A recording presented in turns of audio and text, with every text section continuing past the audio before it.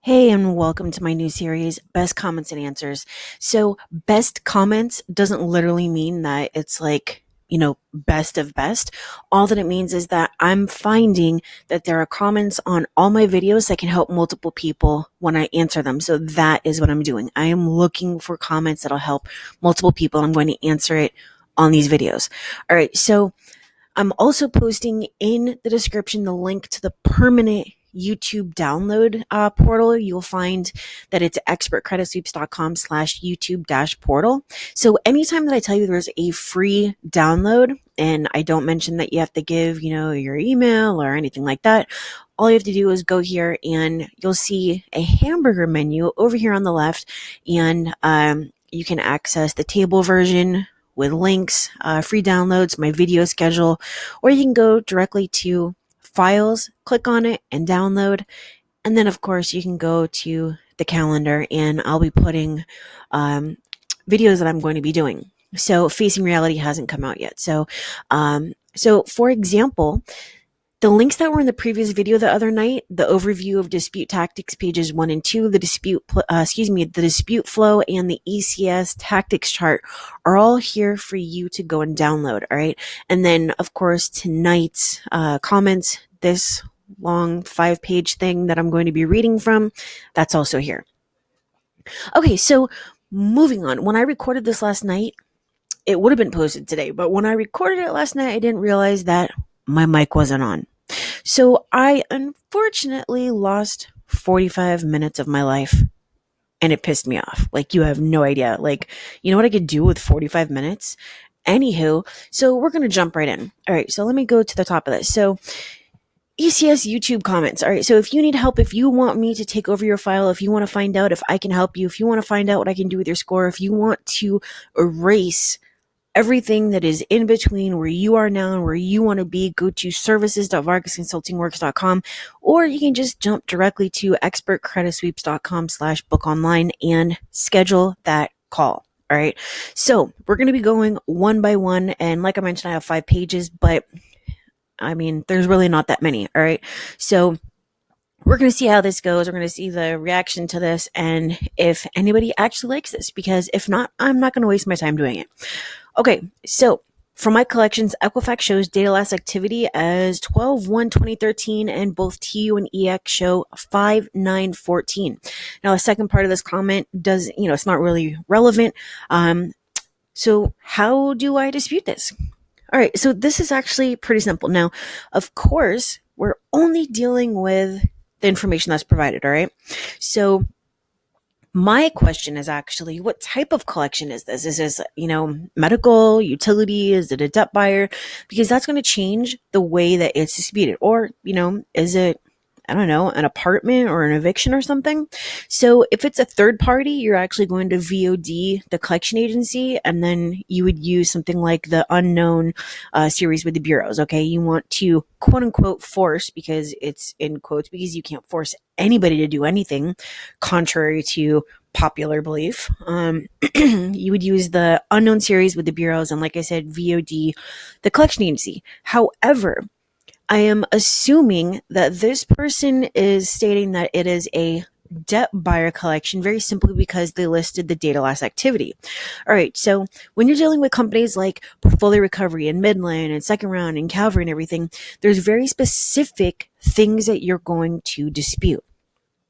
All right, so now if you are driving, this is a great video for you because you don't have to look at the screen. If you are working, this is a great video for you because once again, you don't have to look at the screen. All right.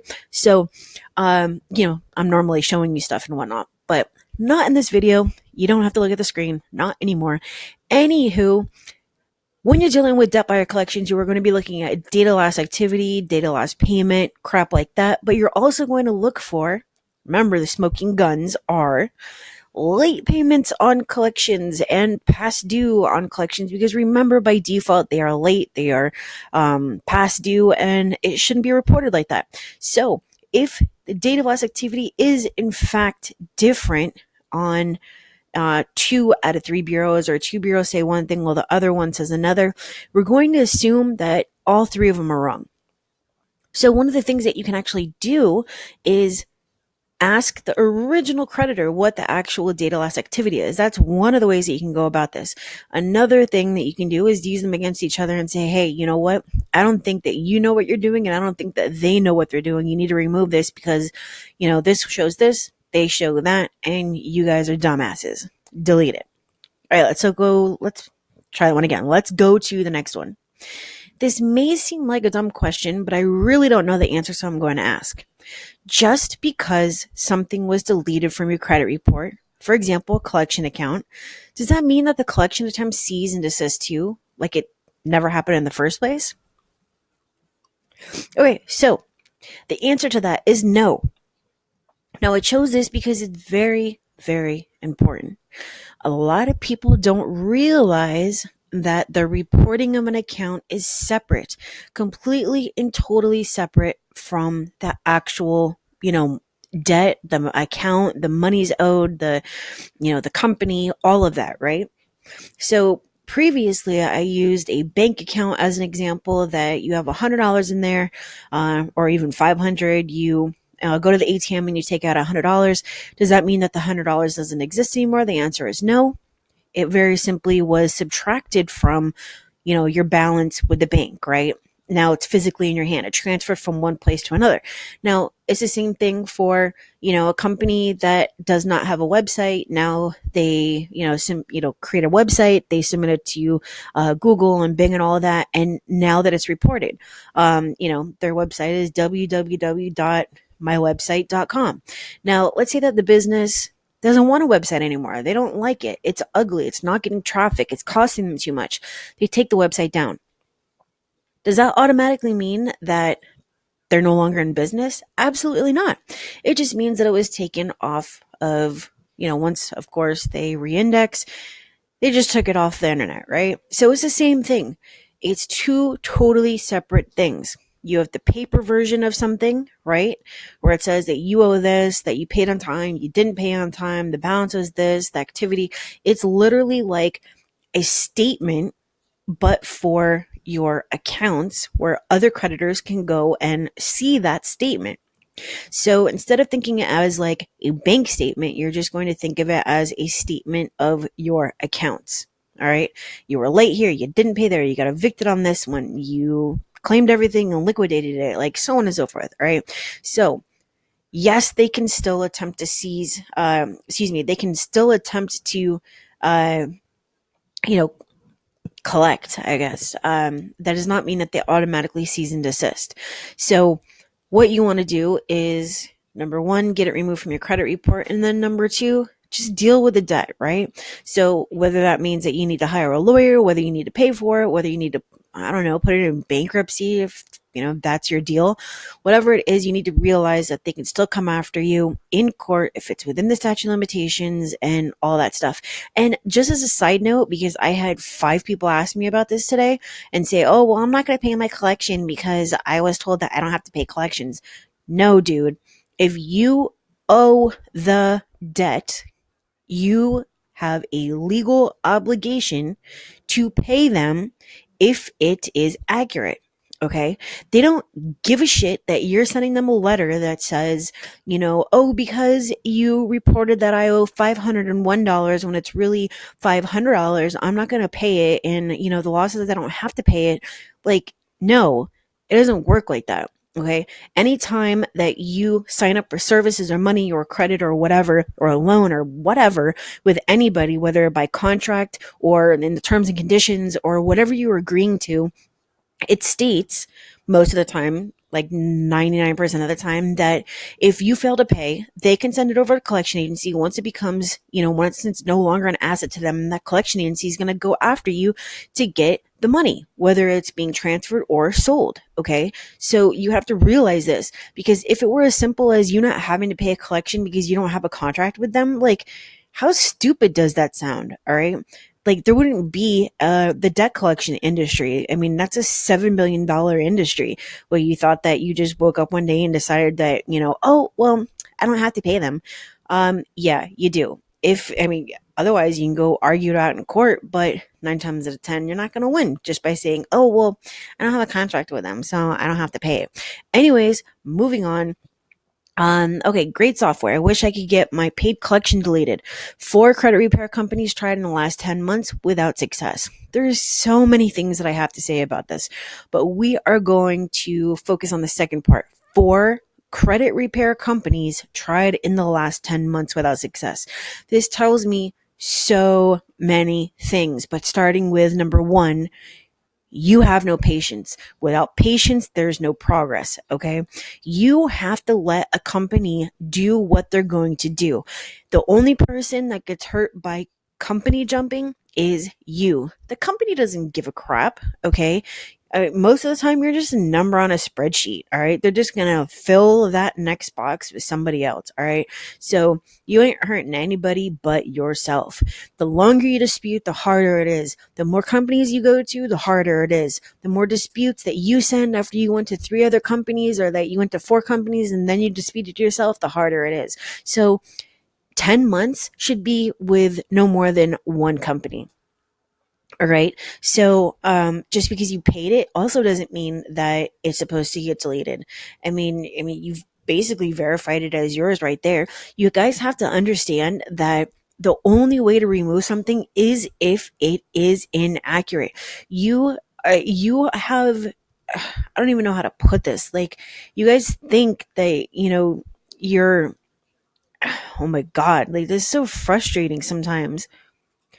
It's like a lot of people think that they're like the king or queen of like a freaking nation, and that noble people are supposed to come and throw deletions and corrections, and how people bring like baskets of like, here's my hen, here's my eggs, and here you go, your majesty, and all that. But instead of hens and eggs and fruit baskets, they're bringing deletions and corrections. Like, this isn't something that you're just given. All right, these things are reported on there for a reason, to let other people know that you are a habitual offender. Okay. And there's a video coming about that. But it's to let other creditors know that you can't be trusted. Okay. Because humans are creatures of habit, and they are going to do things over and over and over and over and over again. All right. So they know that when you go over here and you didn't pay there, that now the next company that you go to, you're more than likely not going to pay them, and all that kind of stuff. So every single time that you go and do this, like, I mean, they're not just going to continue throwing money at you when they know that you are a habitual offender. So anyways, I'm going off on a tangent here, but it's because so many people have this weird ass like belief that they're just supposed to be handed deletions and corrections. Like, why?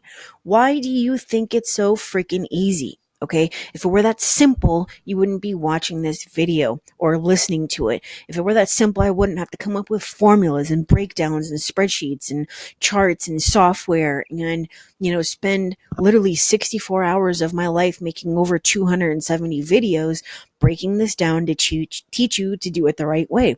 You'd be able to just go into the bank or go to the loan officer or whatever and say, hey, I want this $500,000, and I understand that my credit is the one thing that's standing in my way of getting this house or whatever, but, I only have like, 15 charge offs, and, I got evicted like twice, and I have a repossession because, I'm totally irresponsible with my money, but I want this house.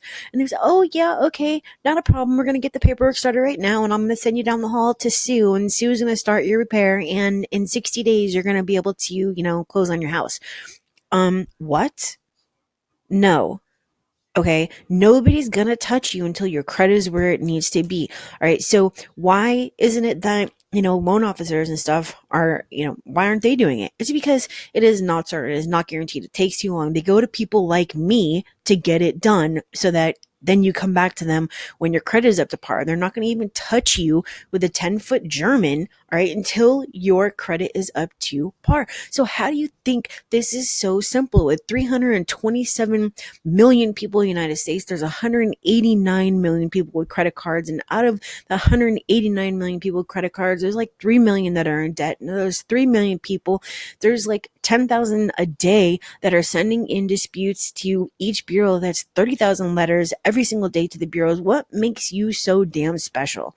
All right. You and your disputes need to stand out. And they are definitely going to stand out. If you are going from one company to another, having absolutely no idea what the hell you're doing, okay, or disputing online or sending in templates or whatever, stop jumping from company to company. Stop thinking that this is so simple. You need to stop what you're doing and learn to do this the correct way. So I'm going to stop my rant and we're going to move on, okay? And just so that we are on the same page. If you don't like my videos and you don't like what I have to say, then, that's cool. Everybody's got an opinion. You don't have to watch my videos. Go on to the next one where someone's going to give you some crap about using templates and how they're magic and all the Kool-Aid you can drink and all that kind of stuff, all right? So, anywho, longer you dispute, the harder it is to remove your negative items. You need to stop and learn to do this the correct way. You need to have patience. This person does not have patience, all right?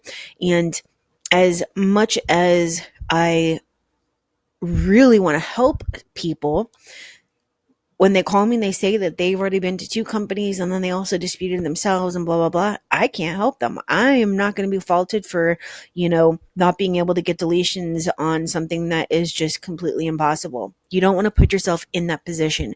And this person did put themselves in that position by not having the patience. I don't even know what this account was that was being disputed, but I know that it was either impatience or it was the wrong tactic or the wrong method or it was whatever, but that account is not coming off. All right. So you either need to take the company to court or you need to sit on your ass and wait for that little thing to come off. All right. Because it's already paid. All right. The damage has already been done. Move on. And now we are moving on. All right, so I have one question. Can I dispute everything at once and individually? Example, I have 3 collections, 2 charge-offs, and 1 repo. Can I dispute all at once but individually? Or do I dispute one at a time until each are resolved? And then the rest of it is actually redundant. Okay, so I'm going to tell you exactly what you need to do, and this is exactly what I say in all my videos, but we're going to make this really, really simple. You want to have a maximum of 10 items per letter, all right? Now, if you were doing this yourself, I would highly recommend that you actually only put 1 item per letter, per bureau. So if you have 3 negative items, and they're on all 3 bureaus, you're going to send 1 letter to Equifax. The next day, send out your next letter to Equifax. The next day, send out your next letter to Equifax. And then the next day, send out your next letter to Experian. And then the next day, send out your next letter to Experian. And then the next day, you're going to send out your next letter to Experian. And the next day, you're going to send out your next letter to TransUnion, so on and so forth, 2 more times. And then that is it. Track it. And now, can they all go out on the same day? Sure, whatever. But, I try to provide you the fastest way to get your deletions. So now the entire point behind this is that you want to create the most paperwork. You want to try to basically fall through the cracks. Normally that doesn't happen, but hey, even though it's a long shot, it can happen. All right, so max of 10 items per letter per bureau. If it's medical, you can put an unlimited number on there. When I was doing my disputes back in the day, I actually had 150 items. They were all medical that I was disputing at that time. But anywho, I had 150 collections per letter. And I had 3 letters. One was Equifax, one was TransUnion, one was Experian. All right. So that is what I did. That is what you can do. But anything that is anything else, bankruptcy, charge off, collection, late payment, inquiry, foreclosure, repossession, child support, whatever, put no more than 10. But optimally, you want to break them up into smaller chunks. All right. So I hope that answered your question. Let's go on to the next one.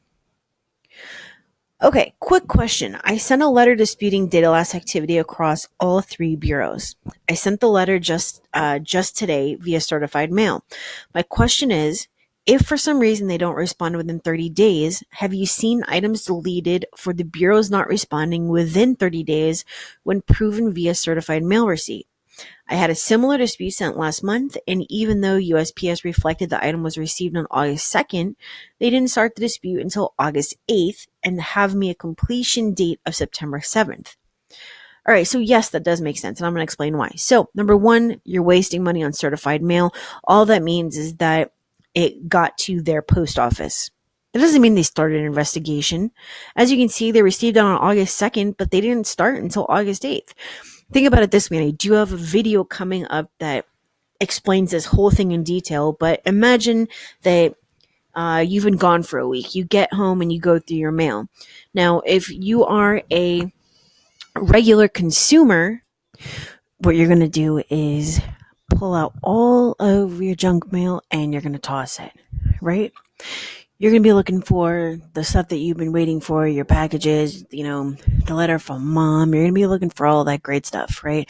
Everything else goes in the trash, except for, your rent notice and your utilities and everything. That's a different pile. So you have like 3 different bins: the good stuff, the garbage, and the crap you're going to do later.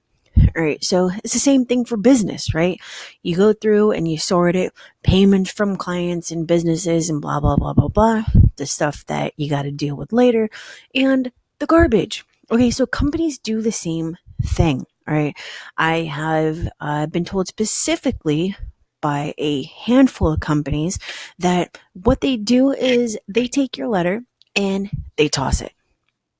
They literally don't even investigate. They just say that it's been verified and they toss it in the garbage. Okay. So just because they receive something, number one, doesn't mean that they're going to investigate. Number two, even if they do, it is going to be at like the last second.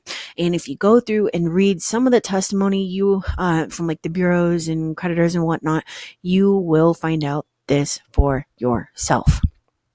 Okay, so don't waste the money. All it means is that it got to their post office. It doesn't mean anything else. Okay, do you need to put the full account number? No, put whatever they have on there. If they have 517-805 for Capital One, put 517-805. If you have 3 accounts that say 517-805, you need to be very, very careful, and you need to put something on there that's going to signify what it is specifically that you're disputing so that you don't remove a positive account. All right.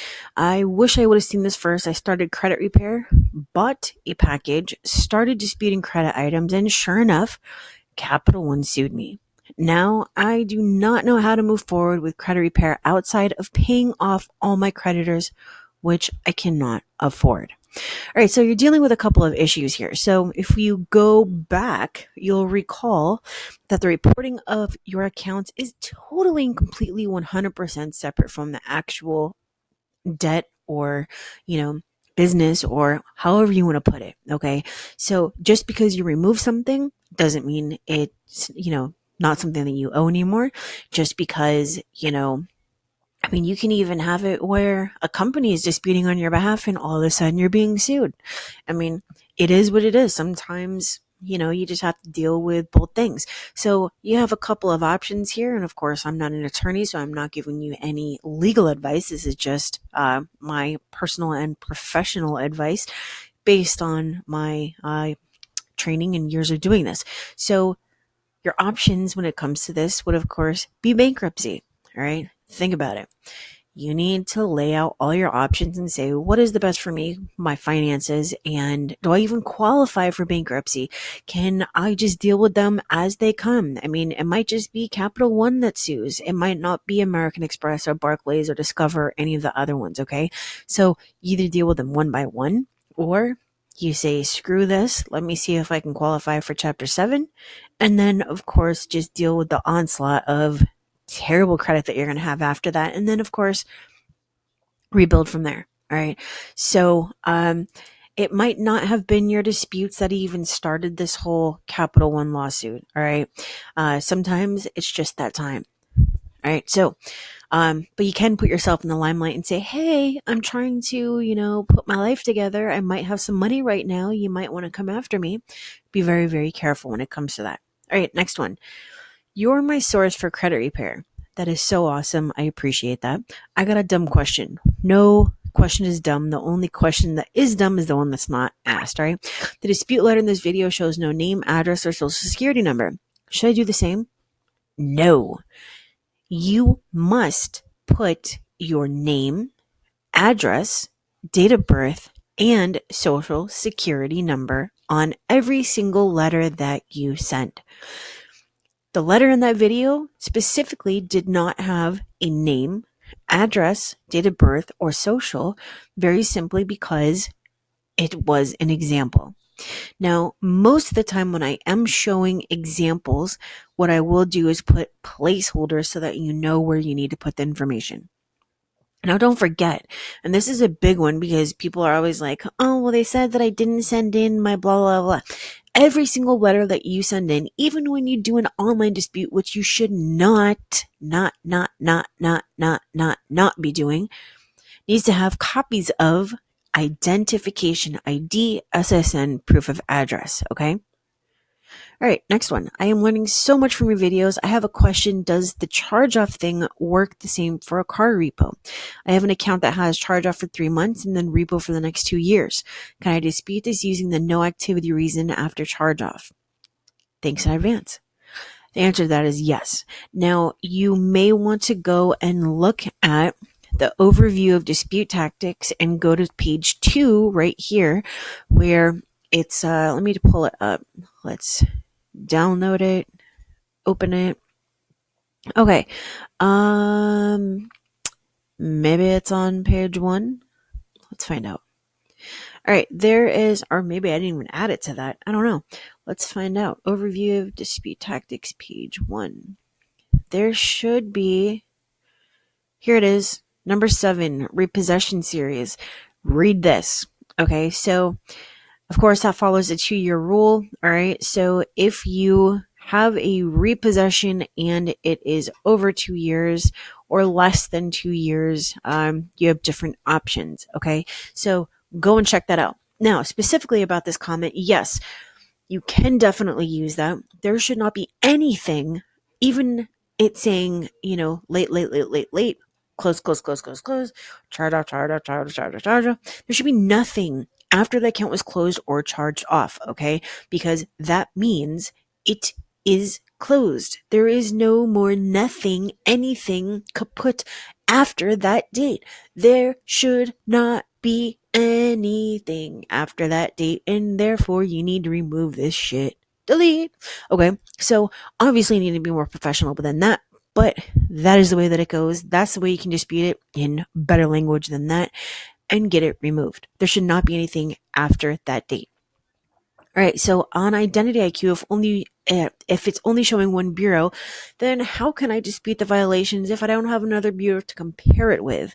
I hope that makes sense. Yes. All right, so just because you only have one does not mean anything, okay? So it's not always about comparing one bureau to another. Most of the time it is, but the importance behind this is that you need to know how an account should be reported, how a collection should look, and if it does not look like that, why it would be an inaccuracy or a violation, why there should not be late payments or a past due in a collection, why there shouldn't be a monthly payment on a charge off or a closed account, why blah, blah, blah, blah, blah, blah, blah. If you go and learn what an account should and should not look like, then it doesn't matter how many bureaus are actually reported.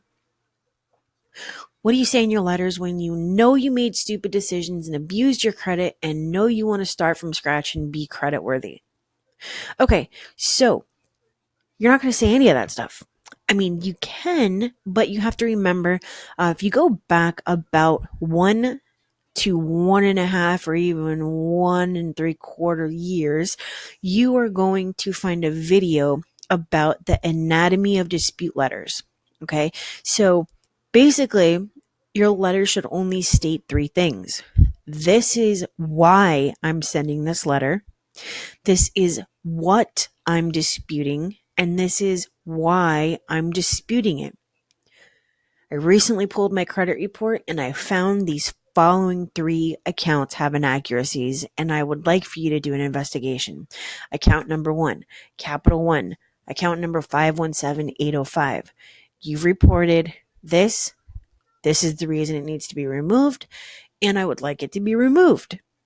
Thank you. Please send me a credit report or, showing the changes, or account number 2, Discover 60110. You get what I'm saying? So you need to be very, very, very simple and straightforward with your disputes. It shouldn't say, well, 6 years ago, I was an idiot and I did this, and now I'm in a much better place. And, I just really feel like you should probably give me a second chance with this because, now I have two children and I'm married and I have a good job. And it's just that my credit's really holding me back. And I know it's the one thing that stands between myself and where I want to be. But when I went and pulled my credit report, I was just like, oh my God, like, what the heck do I do? You don't want to get into any of that stuff. Okay. They know that you made stupid decisions. They can see it on your credit report. They know you abuse your credit. They can see it on your credit report. You're probably a habitual offender. Okay. And I keep saying that, but you guys need to realize that probably after 3 years, you are not going to be able to do this. There's going to be some lawmakers somewhere that say, oh, we have definitely been too lenient with this. We need to make sure that this is just like, when you go and sell drugs or whatever, you're a level 1 and then you're a level 2 when you've done it for X period of, X amount of times, and then you're a level 3. And because you're a level 3, you automatically get more time because you are a habitual offender. Okay. It's going to be like that. So the word abuse is definitely very strong there. Okay. People are creatures of habit. All right. So you don't want to put yourself in that situation. You want to fix your credit right now. And just to put a little bit of a plug in there, if you do need help, once again, services.vargasconsultingworks.com. So back to this. Don't say any of that stuff. Leave that to your diary or your friend or your conversation with your mom. Okay. Keep it very simple. This is why I'm writing it. This is what I'm disputing. And this is what I want to happen. Thanks for your help. Much appreciated. I Googled this and couldn't find the answer and wonder if you can help. I went through national debt relief and just completed it. Now I'm repairing my credit. 3 accounts that have been paid through NDR and are closed for a while are still reporting charge-offs. I thought if they were closed, they couldn't still report. No, Stephanie Clark. No, no, no, no, no. And I actually had someone say the same thing to me yesterday. I paid this and it's closed. Why is it still on my credit report? Why wouldn't it be on your credit report? It's just on the part where it says closed accounts. Okay. So it doesn't matter when your account was opened. It doesn't matter when it was closed. There are very specific periods of time that it's going to report on your credit report. Okay. You want to go and you want to look that up. All right. So you need to dispute it to remove it. It also doesn't matter if it was paid. It's still going to report, but it's going to report as paid instead of unpaid. It doesn't matter if it's closed. It's still going to report. It's just going to report as closed instead of open. Okay. So I hope that made sense. Next one. What do you do when you dispute factual information? They verify your account as accurate because they corrected what you disputed. Now what do you do? Now, this also reminds me of a comment that said, I followed what you have been teaching on here and I sent in one round of disputes and they verified it. Yeah, okay. So you need to do it again. You guys need to stop thinking once again that this is so damn easy because it's not. If you use any other method out there, you're more than likely going to be doing this for 12 months to 5 years. And if you want to give away 1 to 5 years of your life, then so be it. But that is not my style. Okay. I most of the time don't dispute past 9 rounds with my clients under any circumstance. There are, of course, exceptions to this, like bankruptcy and, foreclosures and certain charge-offs, but you have to realize that these things take time. And a lot of you have this totally unrealistic expectation and, something, I don't know where you get this information from, that you're just going to send in 1 round of freaking disputes and, there's going to be unicorns and rainbows and I don't know, pots of gold at the end of this rainbow. And I mean, first of all, unicorns don't exist, okay? Rainbows do, they're beautiful and all that kind of stuff, but unicorns don't exist, okay? So unless you live in a world of fairy tales and, I don't know, leprechauns and whatnot, you need to face reality. We all actually live in our own reality. It's not the actual reality, like real world reality. That's a totally different conversation for a different day. But the entire point is you need to get real. Okay.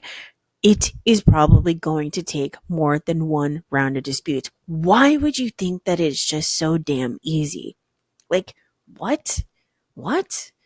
Why would you think that you're just going to send in a dispute and they're going to be like, oh my God, we received a dispute from so and so. Oh my God, everybody ring your bell. It's time to expedite this because they sent it in certified mail or priority mail or overnight or because they used purple freaking ink or they stapled it and it couldn't go through the scanner. Oh my God, we better get out our freaking expediting paperwork and our stamps and stuff. The VIP letter came from like the president himself. No, dude. Who do you think you are? Why do you think you're so special? You need to do what everybody is doing. Okay, if it were that simple, then there would not be millions of people that have concerns about their credit. Okay, so this is the importance of doing it the right way the first time. This is the importance of understanding that this can be permanent up to the statute of limitations for reporting because you did it wrong or the company did it wrong. Okay. So it's not more than likely going to come off on the first round. If it comes back as verified, send a new dispute. What do you say on your next dispute? You use a new dispute reason. Okay. If you go and look at my videos, this is what I teach. There is a hierarchy of dispute. There is a flow. There's a flow chart. There's a workflow. Okay. So you need to go and look at expertcreditsweeps.com/hierarchy. You can also look at expertcreditsweeps.com/dispute-reasons. Okay. You can even go and look at the violations and the inaccuracies and all that kind of stuff that I give examples of. And you can also go to my store if that's not enough information. All right. So, and most of the time, you probably use the wrong dispute reason. All right. So that is why it came back as verified as accurate. Madam. Anywho, what you need to do, Jeffrey Fisher, is you need to look at the next best dispute reason. So you started here, now you need to go here. And you also need to track it, whether digitally or on paper or whatever, to make sure that you're not using the same dispute reason twice. Now, normally when you're doing your own credit, it's not that difficult to, not use a dispute reason twice. But a lot of people are doing what I actually did myself, when I first started doing factual based disputes, but it was like the super simple version of this. I actually used like all my ammo in one letter. Round number one, all my ammo was gone because I'm like, oh, the high balance and the past due and this, that, and the third. And I didn't, I wasn't even looking at the data last activity and data last payment. I was just like, this, and this. It's also missing the terms and it's also missing this. And, Experian report 0, why these other two bureaus report this. And, Equifax doesn't have a limit. And Equifax reports that it's like the 10th of the month while Experian reports it's the first. So yeah, this account needs to be removed. And guess what? 8 out of 10 times it came back as verified and it was still there and I was just shit out of luck. Why was I shit out of luck? Because now I had no ammo and I had to be pulling crap out of a hat and then I had to be doing, the creditor disputes and CFPB complaints because I had no freaking ammo. You don't want to put yourself in that position. Okay, one dispute reason most of the time per account, per letter, per round. Next. Question: when disputing, if I find multiple violations and inaccuracies, should I put them all in the same dispute letter? And we just went over that. No. Okay, I have a question. I have a student loan account and it's reporting 7 times. Same account, closed on all, open date different on all, 0 high balance on all, 0 balance on all. What reason can I use to dispute this? Neither of those.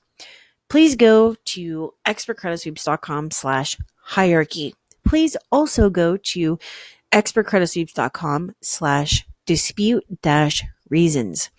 Please also go and look at like all of my recent videos from like the past month and then again from the past like 2 months and look at all of the flowcharts and the workflows and the worksheets that I've put out there for free because this is going to help you to dispute this correctly. The balance doesn't matter. The high balance doesn't matter. The open date doesn't matter. It doesn't matter if it's closed on all of them. It doesn't matter if it's reporting 7 times. That is definitely not the way that you remove student loans. You also have to realize that student loans are like so difficult. They're right under bankruptcies. Okay. So, I mean, it literally goes like medical, blah, blah, blah, blah, blah, blah, charge-offs, blah, blah, blah, blah, student loans, bankruptcy. And then of course after that is like death. Okay.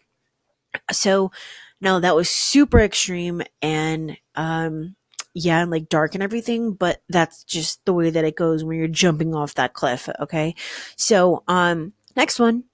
I've seen this on my brother's credit report, but it didn't reflect as negative because the balance was zero. Wouldn't this be considered positive? So I don't really have enough information to answer this correctly, but just because there's a balance of zero doesn't mean that it's positive. Because you can actually have a charge off with a zero balance, even though it wasn't paid because it was sold and or transferred to another company, because now that company is going to report the balance, right? So you had it with Capital One, they sold it to Portfolio, so now Portfolio is going to report the balance of X, and Capital One is going to report it as closed, charged off, balance. Oh, it could say zero. So you need to realize that balance of zero does not always mean positive. You need to go pull it up on my recommendation is always credit check total, but there's smart credit and all of those. It doesn't really show everything that needs to be seen on there to dispute correctly, but you have options. There's always options. That's just my recommendation. Zero does not always mean positive. Look at the entire account. Next one. I have a question. I sent in dispute letters. A collection agency sent me back via mail, a copy of AT&T bill. Is that verifiable proof? Now, when I recorded this last night, I had a really long ass answer to this, and I'm going to make this one simple because the simple ones that I did last night, tonight had long ass answers. I don't know what happened. All right. Should I now send a letter to the creditor or back to the credit bureaus? Well, first of all, if it's the collection agency, you want to be speaking with the collection agency and not the creditor. You're not going to be disputing directly with AT&T. You're going to be speaking with, ERC or whoever the heck it is. You want to be using the VOD series with the collection agency. With the bureaus, you first want to go after the whole, I don't know what this is, please send me the proof type of stuff, and then obviously get a little bit more aggressive after that. The answer to this is flat out, no, that is not verifiable proof. Okay. So, if you want letter one for free of the VOD, I'm not going to put it in the portal that I originally mentioned at the start of this video, but you can find it at expertcreditsweeps.com/VOD, as in validation of debt. Next. Okay. What if an auto loan has, you know what? I'm actually going to paraphrase this just for ease of understanding, because I actually had to read this twice last night when I was recording, and it was like, what? All right. So this person has an auto loan, right? And it's got like 26 late payments. Okay.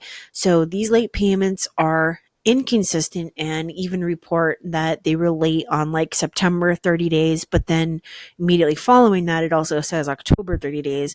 And are all these violations? The high balance is on same on two bureaus while it's zero on another. And it's reported multiple times. Two of the same account number, but a year apart, and the accounts were closed a year ago, but these accounts have been reported a total of 4 times on all three bureaus, meaning each account was reported 12 times. All right. So even though this is super convoluted, it's like very simple that the only thing that you're going to be able to do is remove the entire account. You cannot go and individually dispute like 26 late payments. This is not going to happen. You're going to waste like a whole freaking like 3 years of your life. And you just don't want to do that. So these are not violations. These are inaccuracies. Now, I do have a video specifically for you to understand an inaccuracy versus a violation. They are not one in the same. Please go back and watch inaccuracies versus violations. I even have a download with my handwritten notes, plus my type notes, plus my infographic and my chart. Okay. So with this, you're actually going to treat it as a charge off to get it removed using the payment history. All right. So you're not even going to start at the data loss activity. You're actually going to start with the payment history. All right. Next one. I'm in the process of preparing to dispute two accounts reflecting bad on my credit. One is paid off collection and the other is a charge off. I've noticed that I don't know if this is supposed to say amount names or account names are also showing different across the board. An example would be Equifax showing account as credit, Experian is showing it as credit bureau, and TransUnion is showing it as new credit bureau. Is this something that can be pointed out to get an account removed as well. All right, two things. Number one, you are definitely not looking at identity IQ, and you should be.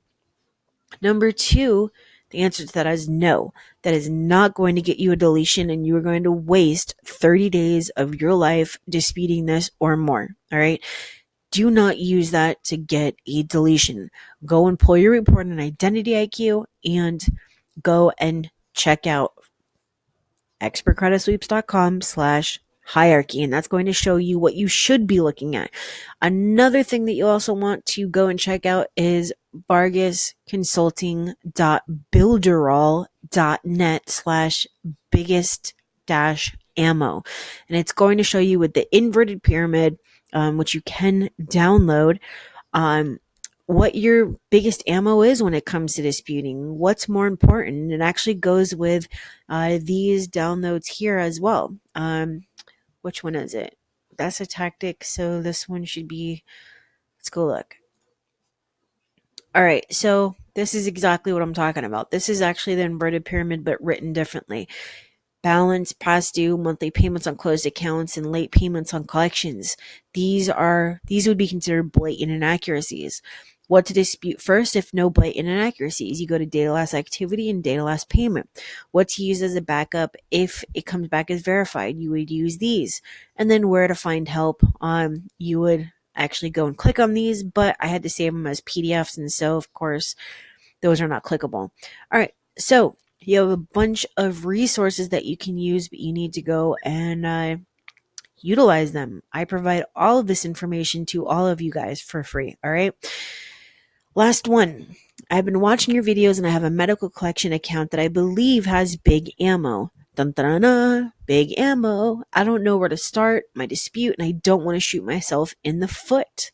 Number one, the collection account was being reported twice on all three bureaus by the same collection company, same account number, open date, balance, data last activity, etc. Is this a violation? Number two, data last activity is inconsistent. All right, so 11/19, 9/15, and 10/19, it appears to be re-aged. How should I address this dispute letter with the CRAs and the collection agency? Who should I initiate the dispute with? Thank you in advance for your assistance and passion. You're phenomenal. Thank you very, very much. All right, so there's a couple of things going on here. So first of all, let's answer who should I initiate the dispute with first. You're actually going to do, it all really depends on who it is as far as a medical collection, but let's just assume that it's general.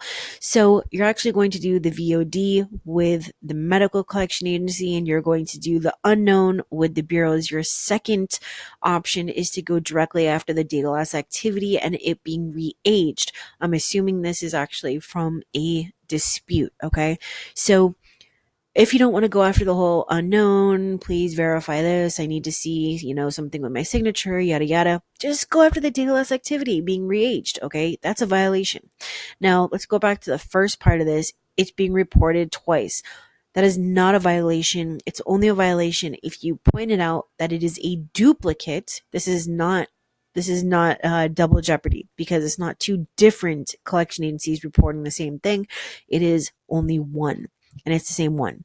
All right. So you're going to dispute it as a duplicate. And if they don't remove it, now it is a violation. And this is a suable offense if they do not remove it. All right. So remember, VOD, the medical collection bureaus, either A, go after, hey, I don't know what this is, or B, which should really be A, let's just flip them, is going after it being re-aged. All right. So that is it, guys. I do appreciate you being here with me. If anybody actually got to the end, I super appreciate you.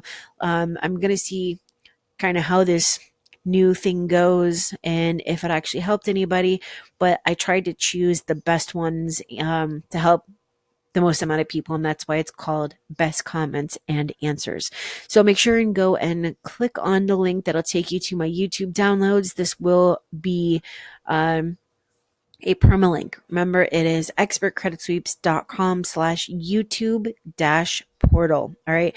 And don't forget the hamburger menu over here. You can go and click on crap. All right.